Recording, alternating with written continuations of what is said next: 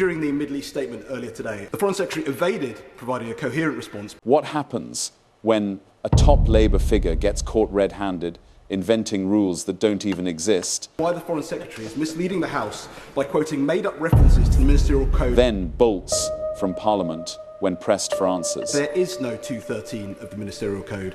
This week, David Lammy thought he could bluff his way through questions on the Ministerial Code, but sharp-eyed MPs exposed his imaginary quote in seconds. The Conservative government was happy to surrender the sovereignty of the Chagos Islands, but didn't like the final shape of the deal. And then we go on to the government. Meanwhile, Nigel Farage is back, ripping into the government's shady Chagos Islands deal, calling out the betrayal no one wants you to see. If they're fabricating this in plain sight, what else are they hiding behind closed doors? Order! Order! Stay tuned, watch to the end, and don't forget, smash the like button, share this video everywhere, and subscribe now, because Labour would rather you didn't hear this truth. In the event that Iran does launch a retaliatory military strike against the US, what does the government believe our Article 5 obligations would be with regards to military support for the US? And how will that change if the location of the attack is in the region? Yeah. Well, can I refer him to 213 of the Ministerial Code? Mr. Ben object. Mr. Deputy Speaker, during the Middle East statement earlier today, the Foreign Secretary evaded providing a coherent response by referring me to 213 of the Ministerial Code. In the current version of the Ministerial Code, published on the 6th of November 2024, there is no 213 of the Ministerial Code. Chapter 2 finishes at 27. Could I seek the Deputy Speaker's advice in understanding why the Foreign Secretary is misleading the House by quoting made-up references to the Ministerial Code to avoid scrutiny? And should he, as one of the great officers of state, return to this place and clarify why he isn't on top of his brief? Order! Order! That said, I don't know whether the Honourable Gentleman has given the Foreign Secretary notice of his intended point of order. But I think that that is a matter that he will have to raise with the Foreign Secretary himself. The Honourable Gentleman will understand that the Chair cannot answer for ministers, but he has made his point. And if you thought that was shocking, wait until you hear what Farage has to say about the disgraceful Chagos Islands giveaway. I have to say, as an elected representative of a very young political party, I watched this game going on between the two old parties and find it difficult to conclude that it's anything other than a complete and utter charade. Whilst I agree with the Right Honourable Member from Whittam, who made the argument this is British sovereign territory, there is nothing to be gained, literally nothing to be gained by giving it away, and I see the benches behind her cheering, but this was the party that went through, as we heard earlier, 11 rounds of negotiations. The Conservative government was happy to surrender the sovereignty of the Chagos Islands, but didn't like the final shape of the deal.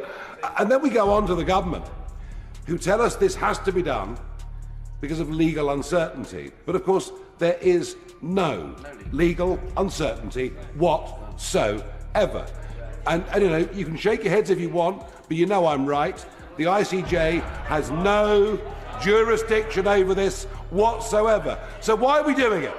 Well, I guess, of course, post-colonial guilt, a government run by human rights lawyers.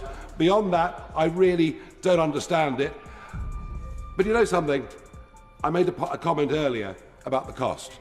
I promise you, 90 million a year for 99 years with £3% compounded inflation is £52 billion. That, of course, is madness. And members of this House have been saying, why are we not debating health or other issues? Well, 50 billion quid is a very good reason to debate this. I've tried in this House and elsewhere to make these arguments. I've explained that China already has a smart city right next to Port Louis. I've explained that Huawei are the communications system. You can see now, of course, that Prime Minister Modi is worried on missing out on the action. There is a 200-mile marine park which potentially has cobalt and other mineral resources that could be worth tens, perhaps even hundreds of billions of pounds over the next few years, and we're prepared to give it all away. And the timing of this debate's perfect, because the Prime Minister is mid-Atlantic as we speak. Now, I have spoken in the course of the last week to American cabinet ministers, and whilst they're concerned about Chagos, they're even more concerned about bringing an end to the war in Ukraine, which I think we're all very, very keen to see, provided that it's on the right terms. There is also going to be a big debate about tariffs. So here's the point. Chagos is not especially high on the American agenda at the moment.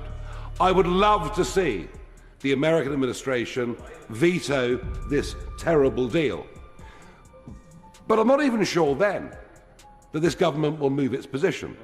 They are clearly hell-bent on giving away the Chagos Islands, whatever the risks to global security, whatever the risks to our own budgetary constraints, and having ignored completely the will of the majority of the Chagosian people. If that's the case, I would rather see America have the sovereignty of the Chagos Islands than a corrupt Mauritius. Why don't we, if we're going to give this up, let's sell.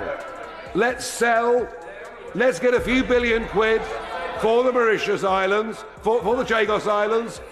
Mauritius has no legal basis, no legal claim, and you know what? Investment would come. The Chagosians could go back and get well-paid jobs. I want us to keep sovereignty, but if you're prepared to give away this country's interests, sell it to America. Don't give it away to corrupt Mauritius. If you're fed up with made-up rules, secret deals, and cowardly MPs running for cover, do your bit. Hit that like button, share this video far and wide, and smash subscribe so we can keep exposing what they'd rather bury.